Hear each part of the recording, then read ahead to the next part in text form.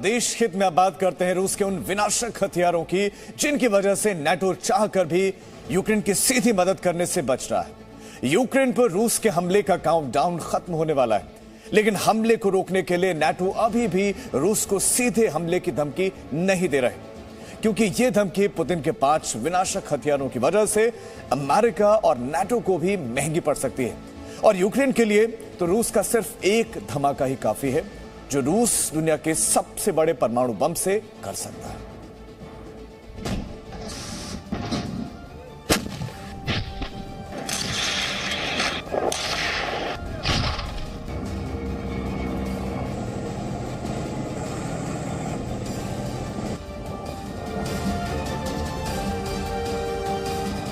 कयामत के दिन से ठीक पहले इंसान क्या सोचेगा, इंसान क्या करेगा, इंसान की रातें कैसे कटेंगी, देखना है, पूछना है, समझना है तो यूक्रेन के लोगों को देखिए, यूक्रेन के लोगों से पूछिए, उनके दिल की हालत को समझिए।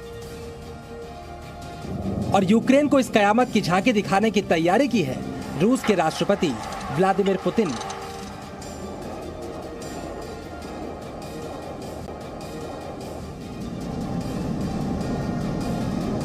ताजा तस्वीरें सब कुछ बयान कर रही है। रूस ने अपनी ज्यादातर फौज, आर्टिलरी और विनाशक हथियार यूक्रेन बॉर्डर पर तैनात कर दिए हैं। रूस से चले घातक हथियार कैसे अपने निशाने तक, अपने लक्ष्य तक पहुंचे, पहले ये देखिए।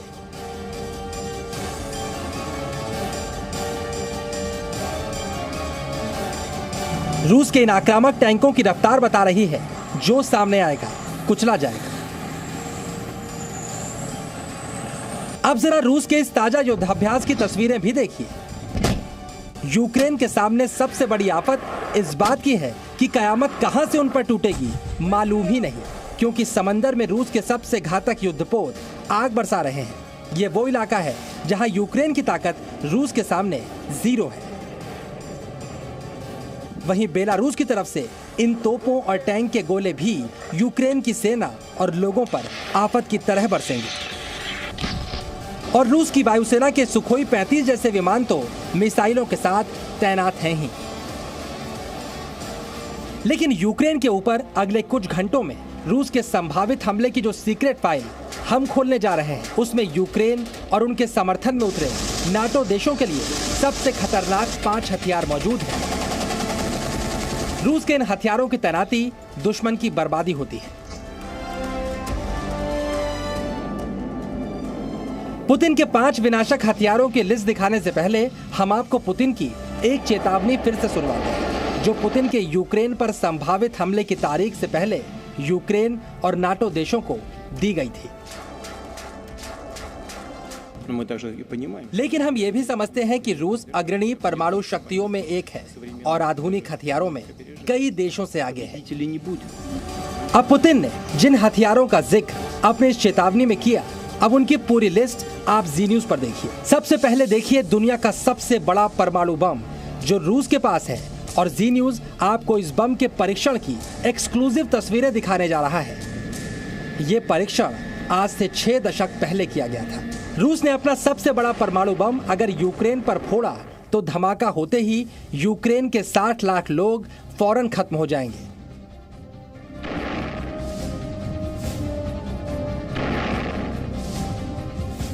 वर्ष 1961 आज के रूस और तत्कालीन सोवियत संघ ने दुनिया के सबसे बड़े, सबसे शक्तिशाली और खतरनाक हाइड्रोजन बम का परीक्षण किया था।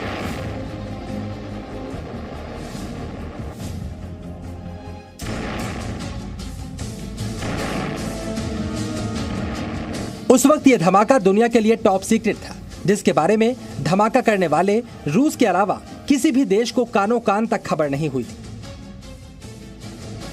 इस बम को जार बम का नाम दिया गया। रूस के जार बम की ताकत का अंदाजा इस बात से लगाया जा सकता है कि जापान के हिरोशिमा में गिराए गए अमेरिका के परमाणु बम लिटिल बॉय से ये 3333 गुना ज्यादा शक्तिशाली था। यानी इससे होने वाली तबाही भी हिरोशिमा में हुई तबाही से 3333 गुना ज्यादा होगी। इसके अलावा दूसरे विश्व युद्ध में इस्तेमाल पूरे गोले बारूद से 10 गुना शक्तिशाली है ये जार बम। एटम बम और हाइड्रोजन बम की तकनीक को मिलाकर इस जार बम को रूस ने तैयार किया है। जार बम अगर अपनी पूरी ताकत से फटेगा तो कुछ भी नहीं बचेगा। इस परमाणु बम की विनाशक क्षमता को देखते हुए इसे धरती के खात्मे का हथियार भी कहा जाता है। इस धमाके के असर को समझने के लिए बस इतना ही काफी है कि सैकड़ों मील दूर से इस परमाणु धमाके की तस्वीरें ली गई थीं, जो इस वक्त आप टेलीविजन स्क्रीन पर देख रहे हैं। रूस ने सिर्फ ताकत दिखाने के लिए इस बम का परीक्षण किया था। सोचकर देखिए, जो अमेरिका ने जापान के साथ किया था, वही काम अगर रूस यूक्रेन या किसी भी नाटो देश के साथ कर दे तो क्या होगा। हिरोशिमा में जो अमेरिका ने जापान के ऊपर बॉम्ब डाला था, उसकी ताकत जो थी सिर्फ 15 मेगाटन थी। तो जितनी डिस्ट्रक्शन उस हिरोशिमा बॉम्ब से हुई, उससे तकरीबन आप अंदाजा लगा लीजिए 4 गुना और ज्यादा होगी। और एक बॉम्ब जो है वो तकरीबन 35 किलोमीटर के रेडियस के अंदर पूरी डिस्ट्रक्शन कर देता है। इससे आप अंदाजा लगा लीजिए कि वो कितना पावरफुल बॉम्ब है। ऐसे हथियार ही रूस के दुश्मनों में खौफ पैदा कर रहे हैं और नाटो में शामिल महाशक्तिशाली देश भी रूस के मुकाबले सीधे नहीं उतरना चाहते। रूस का एक ऐसा ही महाविनाशक हथियार है किंझल हाइपरसोनिक मिसाइल।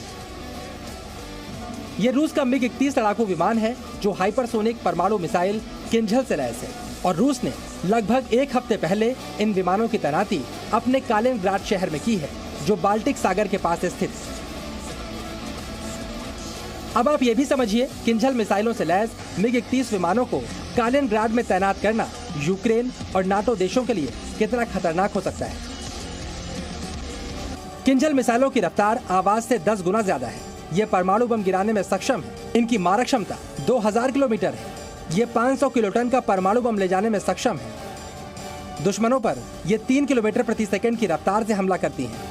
इनके सामने आधुनिक एयर डिफेंस सिस्टम फेल है और सबसे खास बात, अमेरिका और नाटो के पास इसका कोई तोड़ नहीं।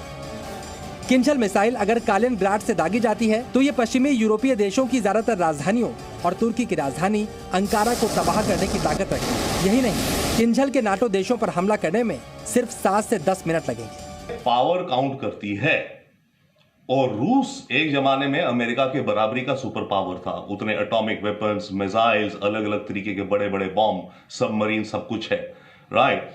तो अगर यूक्रेन और रूस का मामला लड़ाई में बदल गया और वो लड़ाई थोड़ी सी भी अगर बड़ी हो गई, नेटो के एक आध कंट्री के साथ भी हो गई, तो फिर तो लड़ाई बढ़ती जाएगी, कहां रुकेगी पता नहीं। और जहां रुकेगी उस हालात में यूरोप के हाल बदतर हो जाएंगे। पुतिन के ये महाविनाशक हथियार ही वो ताकत हैं जिनकी वजह से दुनिया की महाशक्तियां भी यूक्रेन पर हमला करने को तैयार खड़े रूस के सामने बेबस हैं। ब्यूरो रिपोर्ट, जी मीडिया। और चलिए अब आपको रूस के उन 5 विनाशक हथियारों के बारे में बताते हैं जो रूस का कवच भी है और किसी भी युद्ध का नतीजा तय करने की हैसियत रखते हैं। तो इसमें सबसे पहले नंबर आता है जार बम का। ये जार बम दुनिया का सबसे बड़ा परमाणु बम है। इसका धमाका होते ही फौरन 60 लाख लोगों की मौत हो सकती है। जबकि रूस का दूसरा विनाशक है हाइपरसोनिक परमाणु मिसाइल किंझल, जिसका अमेरिका और नाटो के पास कोई तोड़ नहीं है। जबकि रूस का तीसरा विनाशक हथियार है 2S7 पायन तोप, जिसे सोवियत एटॉमिक तोप भी कहते हैं। ये कम दूरी का परमाणु हमला करने में सक्षम है। ये 203 mm के परमाणु बम से हमला करती है। ये 37 किलोमीटर तक हमला करने में सक्षम है। जबकि रूस का चौथा विनाशक हथियार है बेलगोरोड परमाणु सबमरीन, जो दुनिया की सबसे बड़ी सबमरीन है। यह सबमरीन पोसाइडन टॉर्पीडो से लैस है, जो रेडियो एक्टिव सुनामी पैदा करने में सक्षम है। और इस सबमरीन की लंबाई 604 फुट और वजन 14,700 टन है। ये रूसी सबमरीन किसी भी जंग का नक्शा बदलने में सक्षम है। जबकि रूस का 5वां विनाशक हथियार है T-14 अमाटा टैंक, जो दुनिया का सबसे खतरनाक टैंक है। ये रिमोट कंट्रोल से चलता है और बिना क्रू मेंबर्स लक्ष्य पर निशाना भी साध सकता है। अमाटा टैंक से 1 मिनट में 10 से 12 राउंड फायरिंग हो सकती है। अमाटा टैंक एंटी एयरक्राफ्ट मिसाइल से भी लैस है और इसे लो फ्लाइंग ऑब्जेक्ट जैसे हेलीकॉप्टर और छोटे ड्रोन का काल माना जाता है। यूक्रेन पर हमले के लिए रूस की तैयारी तो आपने देख ली, लेकिन नाटो और अमेरिका ने यूक्रेन को बचाने के लिए क्या तैयारी की है और क्या यह तैयारी यूक्रेन को रूस के महाघातक हथियारों से बचाने के लिए काफी है?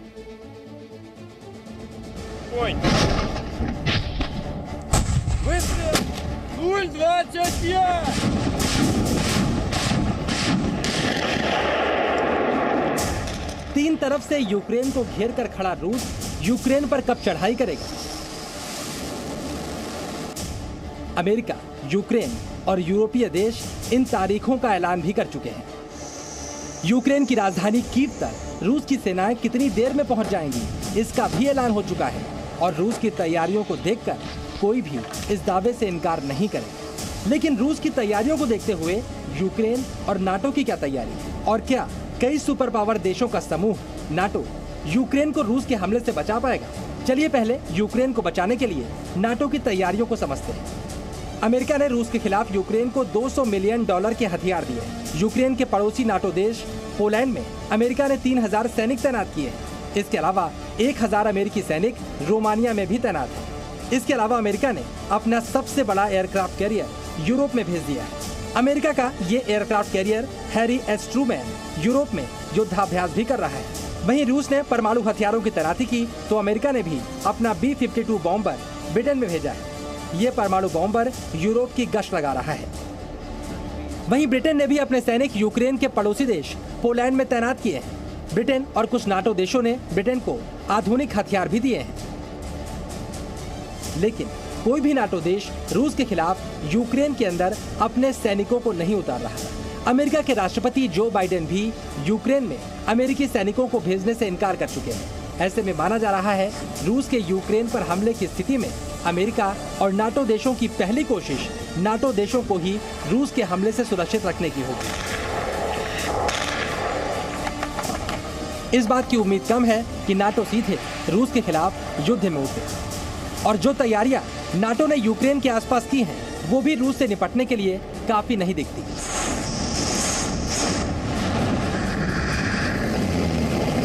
इन केस रूस यूक्रेन पे अटैक करता है, छोटा या बड़ा, उस हालात में अमेरिका और नेटो के देश लड़ने नहीं जाएंगे, परंतु वो क्या कह रहे हैं, वो रशिया के ऊपर सैंक्शंस लगा देंगे, बहुत स्ट्रॉन्ग फाइनेंशियल सैंक्शंस, जिसके चलते रशिया की इंटरनेशनल बैंकिंग बंद हो जाएगी। रशिया के बैंक पैसे नहीं ट्रांसफर कर पाएंगे खरीद बेच के, जैसे नॉर्थ कोरिया का हाल हो रखा है आज की तारीख पे, वैसे कर दिया जाएगा रशिया का हाल।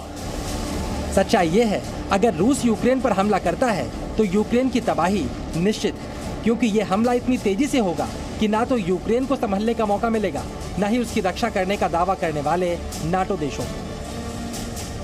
यूक्रेन के सैनिक भी रूस की सेना के हमले से निपटने के लिए तैयारी कर रहे हैं, लेकिन ये बात यूक्रेन भी जानता है और नाटो देश भी कि रूस की सेना और पुतिन की आक्रामकता का मुकाबला करना यूक्रेन के बस की बात नहीं। Bureau report, ji media. Presenting B News app, available on Google Play and App Store. Download it now.